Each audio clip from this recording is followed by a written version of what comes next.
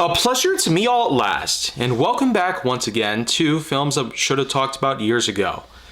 So I feel like for this instance, we've probably had things that are probably on the more recent side here, but with 3 installments I made so far, I'm sure that we're going to have to start going back a bit. Probably further back than the first episode of the season.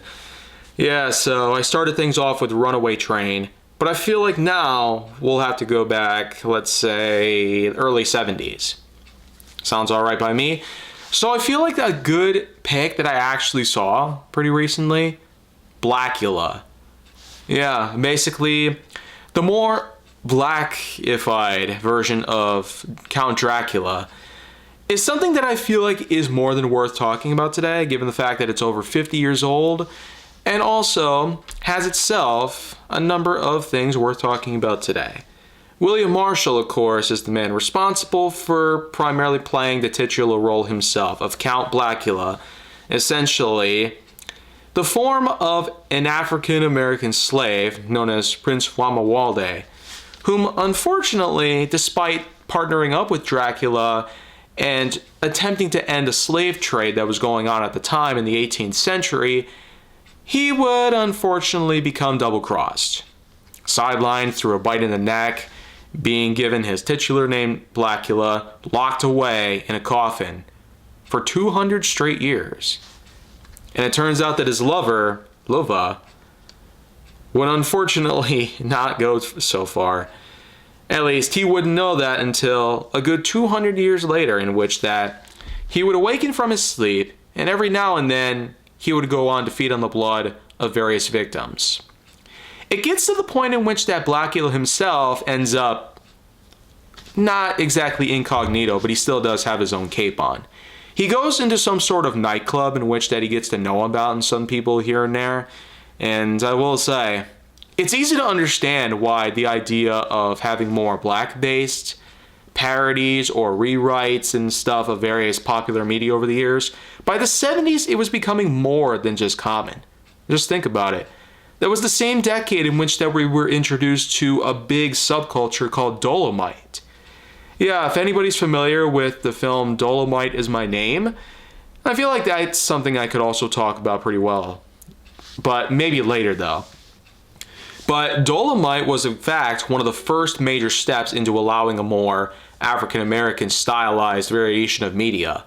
And throughout the 70s, a large wave of this sort of subculture began to boom quite well, in fact. And of course, we know that black-based culture has carried on into the 80s and 90s rather well. You could say since the establishment of the 1964 Civil Rights Act, lots have happened. And we're more than happy for the fact that POCs, by any means, they've had a lot to work with. But nowadays, they can have as much as they possibly look for, as much as they want. Of course, the very few people out there that still exist and are apparently still in full support of opposition against African Americans by any means, it's still a rare case, but as we know, we're not going to let it go any further than how it already was. It was already bad enough in which that it led to a lot of people being raped, tortured, burned to death, etc. Those were some horrible times to live in. But nowadays, you can expect them to be as powerful as a lot of people here. Anyways, though, what Count Blacula ends up doing as well, he earns a lot of attention, not just from the people that come across and happen to notice his cape and such, but also there eventually comes along an investigation team that eventually figures out what's going on.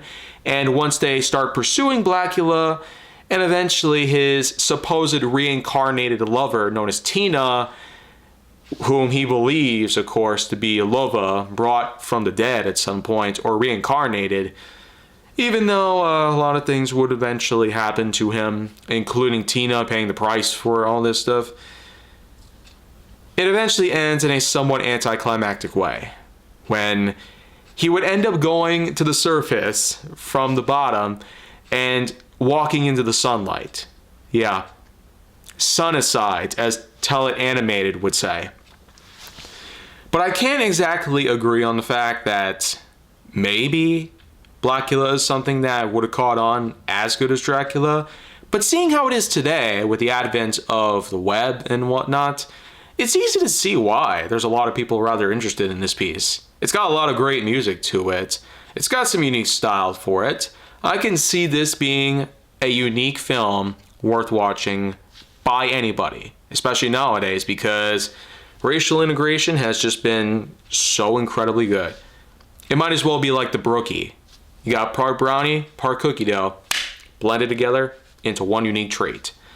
And I feel like that is probably the best analogy I can think of regarding the fact that media across either race, they just come together so well. And it's quite common to have biracial, triracial, quadriracial, or multiracial children who have nowadays grown up to be their own icons. So we can definitely see a big bright future in which that everybody comes together, and with all sorts of media to offer, how could you go wrong here? But Blacula, of course, was one of the first major steps back in the day to allow for them to have their own personal side of cinema. And while we do have lots more to offer nowadays, like I said, I'll probably talk more about the film Dolomite Is My Name, in which that it truly brought about the origin of black-based films and media to mainstream attention. I could see Blacula being a piece worthy of watching, even if you're not in the right mood, because everybody's got to appreciate the group of people that truly created their side of media to, over time, where nowadays they've not only entered the mainstream, but practically taken it all over. So, enough said. So I overall give this film a good 8.0 out of 10.1.